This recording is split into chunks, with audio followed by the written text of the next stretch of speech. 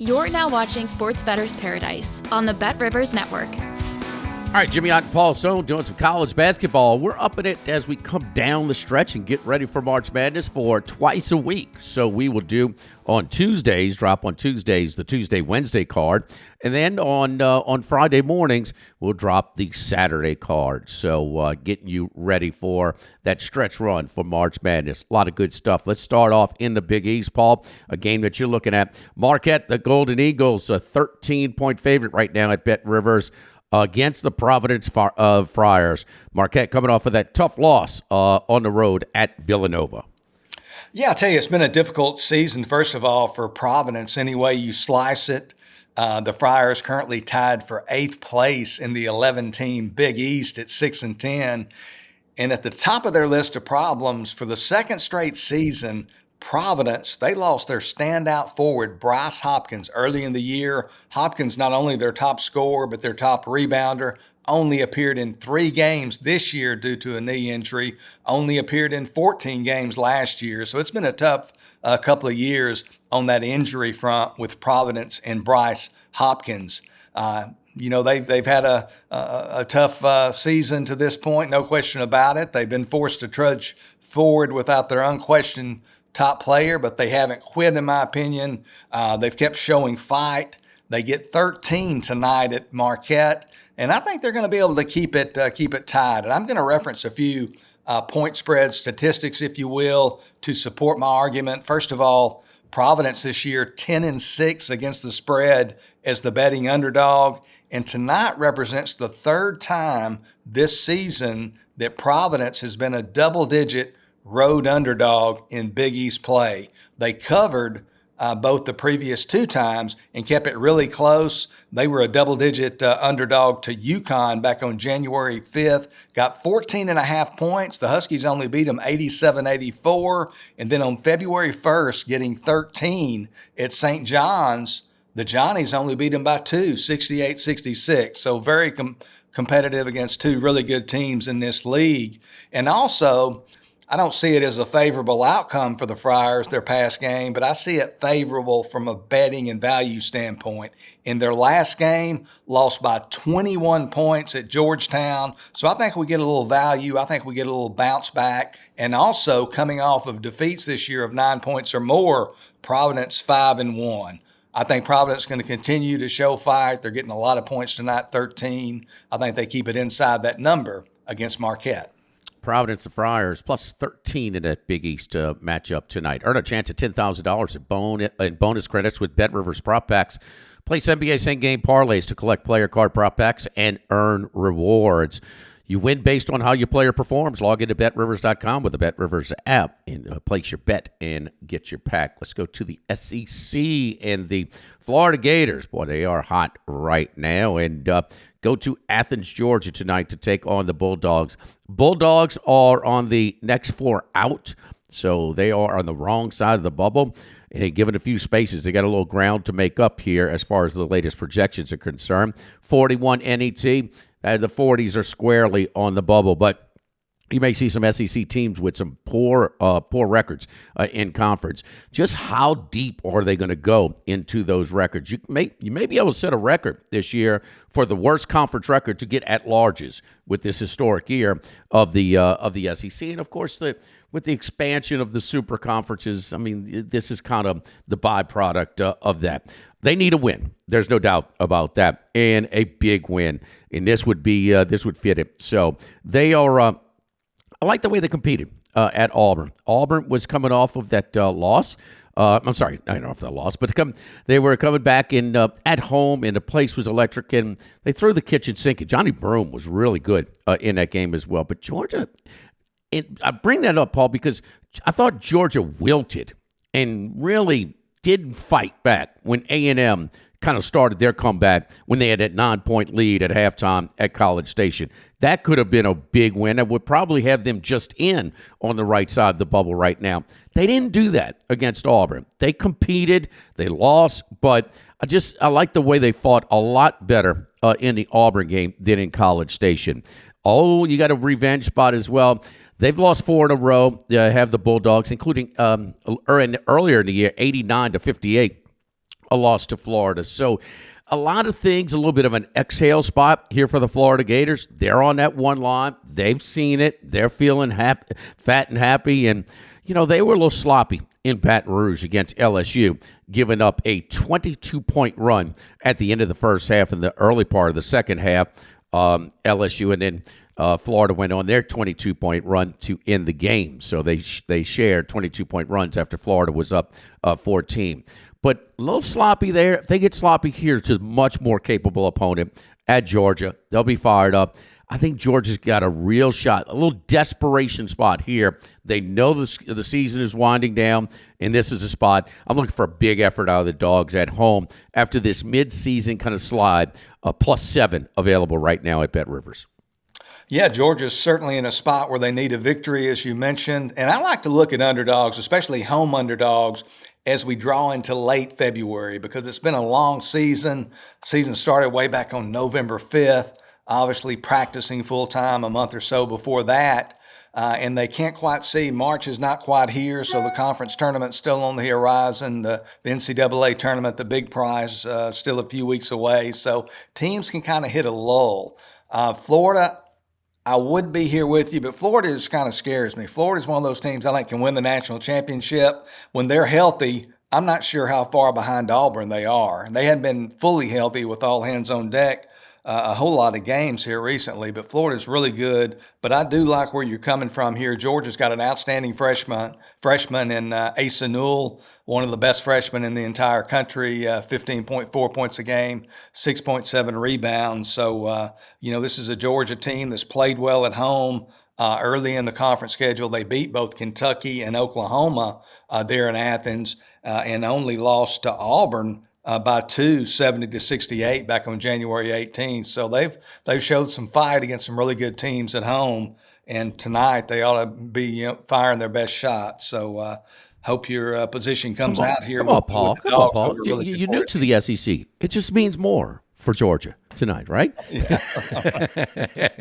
Let's move on. Gonzaga and Santa Clara. And Gonzaga, some whispers out of Spokane about maybe Mark Few, we heard some, we didn't hear whispers. Tom Izzo flat out told the media, told the public that, maybe the handwriting's on the wall for him, but another one of these veteran coaches maybe stepping down. I don't know. Gonzaga was supposed to be really good this year. Last year was supposed to be their building year for this year, but it hasn't gone so great. They got swept at home this past weekend, lost outright as a 7.5 point favorite to St. Mary's. Now they avenge another loss at home to Santa Clara tonight. Boy, that revenge for a home loss has been pretty good over the weekend. BYU lost at home to Arizona. They went controversially, but they played really well to put themselves in position. Houston against Texas Tech. Lost at home earlier. They avenged that loss in Lubbock last night. Gonzaga 6.5, but 161.5. Santa Clara at 103.99 win in Spokane earlier in this year. Dropped 18 threes on the Bulldogs. They like to fire them up. 202 last time. 161.5. You're eyeing down this total. Yeah, it's no great revelation, first of all, Jimmy, that many sports bettors, especially newbies and novices, are just intoxicated by the thought of betting favorites and or overs. So this is a situation, certainly it applies to college basketball when you have two fast-paced, high-scoring teams, and that's certainly what we have here in Gonzaga and Santa Clara. Gonzaga traveling to Santa Clara tonight in West Coast Conference action. When totals start creeping up into the 160s or higher, I'm going to focus on the under because I know that the line maker understands the collective habits of their clientele. And those collective habits are when you get two high-scoring teams, whether it be college football, college basketball, many other sports, they're going to be thinking over. They're not going to worry what the number is. They're going to think over. So when you're betting these overs in college basketball in the 160s, I think you're paying an even additional tariff to the standard minus 110 vigorish that we pay on our side of the counter. Tonight, though, I'm going to make an exception. You got two teams that both average over 80 points a game. Gonzaga comes in second nationally in scoring, 87.1 points a game. Santa Clara, they're in the top 30 at 81.1 points per game. And so you got two teams that will score the ball. You've got a Santa Clara team, as you mentioned, that shoots the three-pointer. They rank 6th nationally in three-pointers made per game, just under 11 made three-pointers per game. The first meeting, you mentioned the 103-99 final, but that game featured 133 field goal attempts between the teams. 66 of those, basically half of those, were three-point shots. So we had a lot of field goal attempts, a lot of pace, a lot of three-pointers. That game, the total closed at 161.5, and that's currently the total today for the game. I thought it would be higher. I projected it to be in the mid 160s. So I see a little value here. Again, I think there's going to be a lot of pace, a lot of points. I like the over 161.5. Gonzaga, Santa Clara. Pace of play is the biggest thing. You're looking at possessions per game, and there's no doubt in Santa Clara, they're an explosive team. There is no doubt. 202 in that game earlier. Also, one of our old slogans: chalk early, dogs late. Not all the time, but most of the time, and I think that would apply here. I think if you're going to get that, get as soon as you can. I think that will creep up a little bit higher as we get closer to tip-off. Final game tonight we're going to look at in the Big 12. And, another coach is being rumored out for some jobs. Scott Drew has been rumored for, as a possible candidate for the Indiana job. And here we're looking at Brad Stevens. Oh, no. Looking at Dusty May. Well, bad timing there. You had to do that last week. Oh, no, by the way, Mike Woodson's team is currently projected to get into the tournament right now after their big win, come from behind win, a 28-5 win against Purdue on Sunday. But the Baylor Bears, they have lost 3 of 4 now. They have lost 7 of their last 12. It's a team that just really doesn't defend a whole lot. And the national championship year, Scott Drew got out of that zone and went more man-to-man. And that was a big key in them kind of taking that next step because he had a lot of athletes. He's always had length. He recruits to a certain style. There's no doubt. So he relies on that zone. But right now, they're not playing any defense. I mean, way too many easy buckets that they give up when you watch him play. Cincinnati, on the other hand, they're not in anybody's bracketology that I see right now. But when you have an NET in the 40s, as they do right now at 44, you're on the bubble. And can they get something going a little bit? They've won 4 of 6, lost a tough one in Morgantown at West Virginia, where they're leading late. We know the late fortunate cover in that game, that's for sure. But they were winning by 6 midway through the second half at Morgantown. This line has been teetering between 1.5 and 2.5. Cincinnati, a little bit. I just like the direction of them. They've won 4 of 6. Baylor's lost 3 of 4 and 7 of 12. I'm going to take Cincinnati in a short line at home, minus 2.5 against the Baylor Bears. Yeah, I can't fault your position taking the Bearcats over the Bears tonight. Clearly not one of Scott Drew's better additions there in Waco. They just hadn't been quite at that same level, and he certainly had set a high standard there at Baylor. Another thing I like about your position here, Baylor won the first meeting by 20 in Waco, 68-48. So I kind of like that as well. Cincinnati now a short favorite at home. So be pulling for you there with Cincinnati and the Bearcats over Baylor. All right, let's get to the Wednesday games. And we're going to break this right out the chute. I promise you we won't go 5-0 again, because we are against each other on this first pick. And what a game this is in the Big Ten, because these are 2 really hot teams. Maryland, winners of 8 of 9, hosting Michigan State. We're projecting this line to be 3. Might be a little bit shorter. I'm thinking maybe a little public support on Sparty here, because not only has Michigan State won 3 in a row, but it's the teams they've beaten. They were down 16 in the first half in Champaign against Illinois and won by 14. Purdue, that game was back and forth. They took care of them.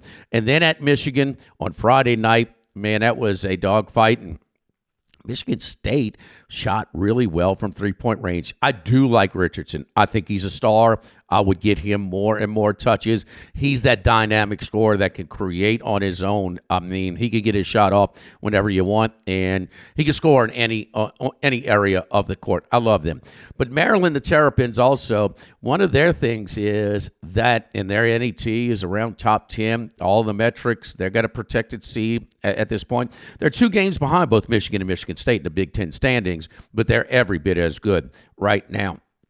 Maryland leads the country, 364 teams in games where all 5 starters scored double digits. So they really don't have, if one guy's cold, that's okay. One guy's hot, they'll ride him. Queen is a star in the middle. They're freshmen. And, I love Reese, and they just are shot makers. This is going to be a great matchup when the Terrapins have the ball because Michigan State, the one constant, they really are bought in through the defensive end. Izzo's teams mostly defend, but sometimes they've kind of gone through the motions a little bit with his team. But that's the one constant they have. They're bought in on that defensive side. I think it's a short number at home. I think it'll be a little bit shorter, too, because Michigan State, it's Illinois, Purdue, and Michigan, some really high-profile wins. We know about Izzo with the record. We know, Hall of Famer, the whole bit. But I like the Terrapins here at home. Cole Fieldhouse is always jumping. So that's my side, Paul. You go ride Izzo in Michigan State here. We're going to go Oppo on this one. Yeah, I tell you, and Maryland's a great basketball team. These are 2 of the better teams right now, I think, as far as the level they're playing in the entire nation. Much has been said, obviously, about Tom Izzo's magic as the calendar turns to March. And you mentioned this 3-game stretch. Michigan State's really been impressive, had the 2 road victories over Illinois and Michigan, as you indicated, also had a home victory, 9-point home victory over Purdue, sandwiched in between those 2.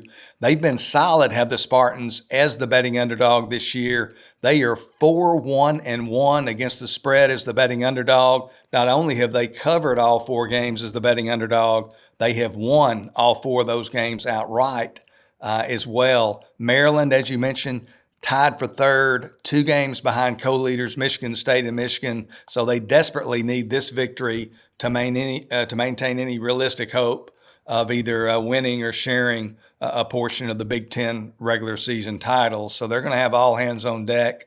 To me, Maryland seems like, and I might be off on this assessment because we all kind of live in our own little world, but to me, they seem to kind of be under the radar. I don't know that they're getting the respect that they deserved right now. It doesn't seem like they're getting maybe the attention that their level of play should be commanding. And they are especially good, are the Terrapins, at home. They're 16-1 this season at home. Their only home loss was to Marquette by just 2 points, and that was way back on November 15th. So they've won all their games there in College Park for quite some time. But I think Michigan State's going to keep it close. Looking at Ken Palm, he's got Michigan State. He makes this Maryland a 3-point favorite. And a lot of times I use some other factors too, but he's got Michigan State ranked 5 places ahead of Maryland. Michigan State at 10, Maryland at 15. Another guy that I use, his name's Sonny Moore. He has power ratings that are published and easy to find at no cost. And I think he's got Maryland maybe a little bit higher than Michigan State, actually. I might not be wrong there. But it's going to be in that neighborhood. I think Michigan State keeps it close. Really probably the marquee game on Wednesday's card. No doubt. And so you may see that, they're in top form right now. There's no doubt. Michigan State, this is the best stretch of wins that they've had. To me, I think it might be a little bit of fatigue on the back end of this stretch, especially an emotional win at Chrysler against Michigan. So we'll see. We'll get at it tomorrow. Nonetheless, both teams are real. I like Willard, man. I thought he did a really good job at Seton Hall before he took over in Maryland. Maryland, that's a fan base and that's an administration. They're going to support you. They've got and now they've got. It's funny that they what was perceived and maybe was actual that their basketball program took a little dip going from the prestigious ACC to the SEC, and they lost all of their regional rivalries right there. Now, the ACC, because they don't have as much in their overall athletic budget as the SEC and the Big Ten, they may be in a better spot.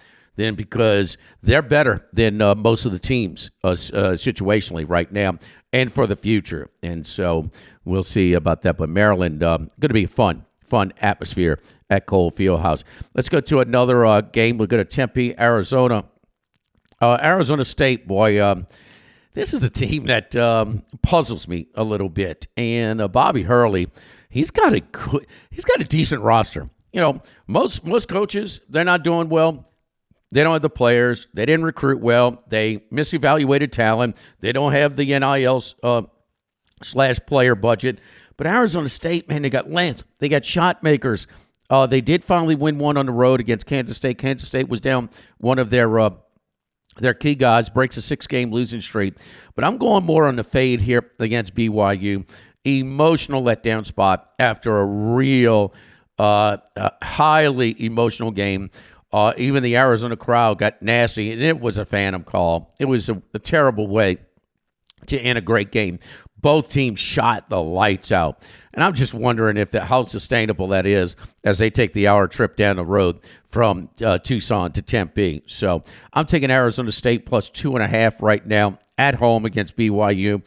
Tough spot here to follow up against for BYU after their revenge road victory at Tucson against Arizona. Yeah, I'll tell you one thing here, too. We can't just mention everything, but one thing I think that's key here with Arizona State, sometimes we talk about addition by subtraction, and Bobby Hurley, it just maybe not out of the blue because B.J. Freeman's been getting kicked out of games. He's had a turbulent stretch there for Arizona State, their top scorer, almost 14 points a game. He got kicked off the team right before the Kansas State team. Averages, like I said, I think 14 points a game.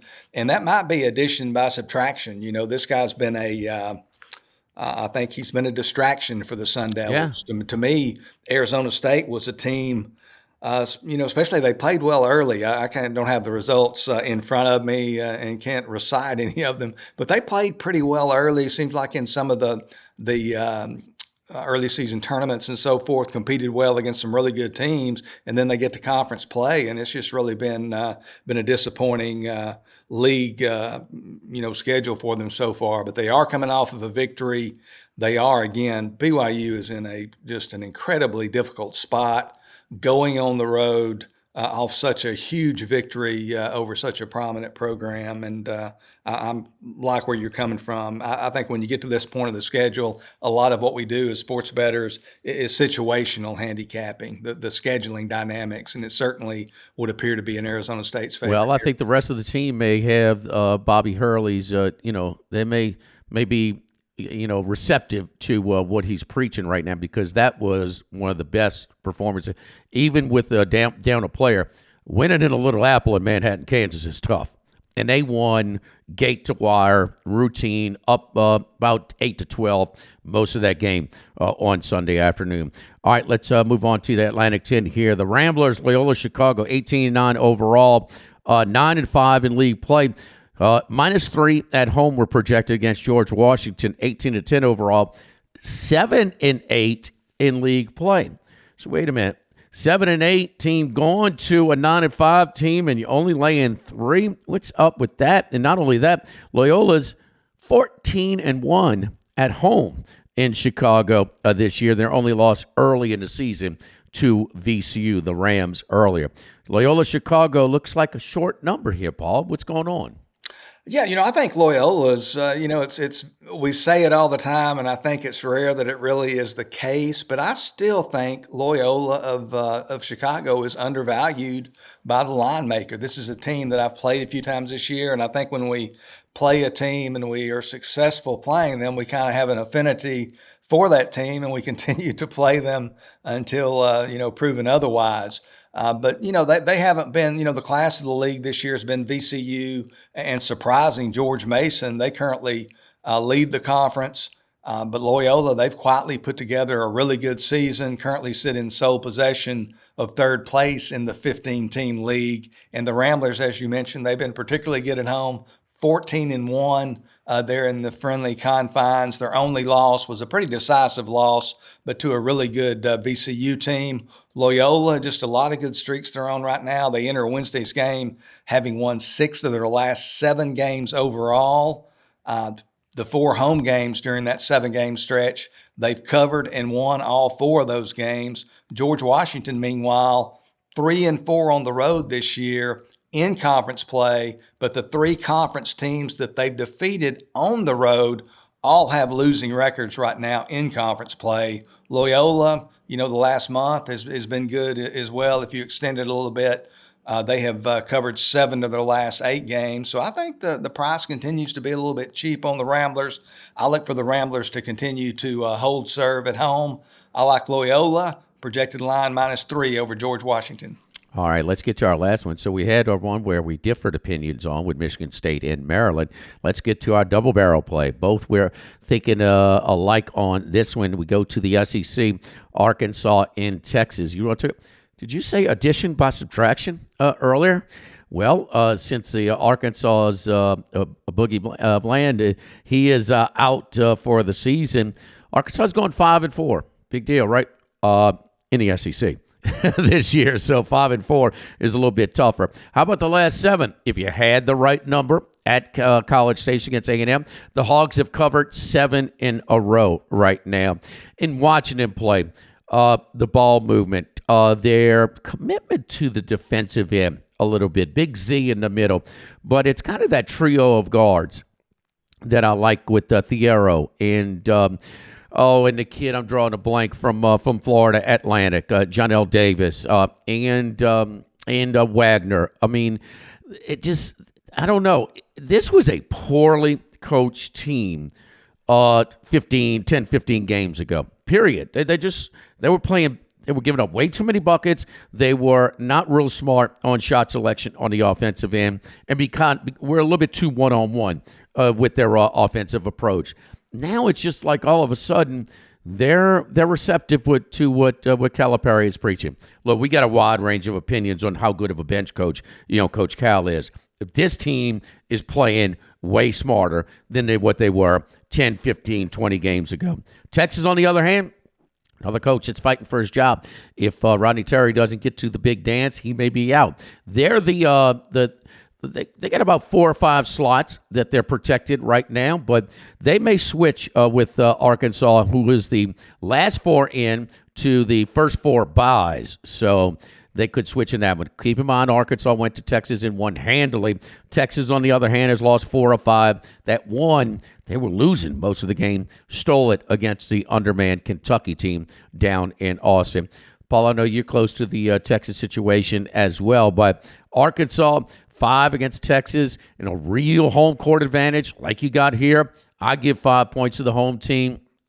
Arkansas, Texas may have the better overall resume, but the form is not even close. Arkansas is in way better form right now entering this matchup. Yeah, looking back, first of all, that Missouri game over the weekend, by all accounts, Arkansas was firmly on the bubble entering that game. Clearly needed a victory to bolster their tournament chances, and they responded. They had been getting really close, and Calipari was talking about it. We got to get over the hump. We got to win one of these at some point, and they certainly did against the 15th-ranked Tigers, a 92-85 victory for the Razorbacks. Now, 4 days later, on Wednesday, tomorrow, the stakes in this game seem just as high. They're hosting their hated rival, Texas. They're in Fayetteville for the first time since the Longhorns joined the SEC. So suffice it to say, Bud Walton Arena is going to be rocking with the Longhorns in town. Just in general, Texas is a big brand, and I think a lot of people, and maybe rightfully so, view Texas as kind of high and mighty. So the Longhorns have a lot of detractors. A lot of people hate Texas, probably one of the more hated programs on the college landscape. And I say this with many decades of experience, of observation. So it's not something that I say lightly. Nobody hates the Longhorns like the Razorbacks. The Sooners don't. The Aggies don't. It's not even close. Arkansas hates the Longhorns. Steve Sarkisian, the football coach for Texas back in the fall, I think put it best when he said before that game, they hate us more than they like themselves, and I think that's true. So they're going to be walking into a hornet's nest. And then when we get down to really what matters most, how are they playing? I mean, on offense, to me, the Longhorns look like a disjointed mess. I mean, a lot of teams in college basketball don't look like they're running any sets or any plays, and it's just at some point some guy decides to go one-on-one and shoot it, and the Longhorns don't have any type of cohesion. To me, it seems like almost a foregone conclusion that Rodney Terry's days in Austin are numbered. So it's just, I think it's like you said, current form. Arkansas is looking to sweep the regular season series here. They were a 7-point dog 3 weeks ago in Austin, beat the Longhorns 78-70. Texas lost 4 of their last 5. Just seems like you got two ships sailing in different directions. I like Arkansas projected line -5 over the Longhorns. Even the games they're losing at Auburn, and they're right there. They are right there with like 3 minutes to go. I think they had a lead that late, so they lost by 7 in that game, easily covered, but really, really playing much better basketball. It's another layer of a distraction or something else, locker room management, so to speak. I mean, with the NIL, this guy's making this much, this guy's making this much, this and that, and then sometimes it takes a shakeup, and this was the story for Arkansas last year, that they had some locker room issues because they performed way below the level of their roster. They have one of the highest paid rosters in all of college basketball, but now the chemistry. This is college basketball, man, and you can beat teams. You can beat more talented teams. History has shown that over and over again. We're doing it twice a week now, so this is your Tuesday and Wednesday slate. We'll be back on Friday for the Saturday, the full card for the weekend. For Paul Stone, I'm Jimmy Ott, Sports Bettor's Paradise, Bet Rivers Network.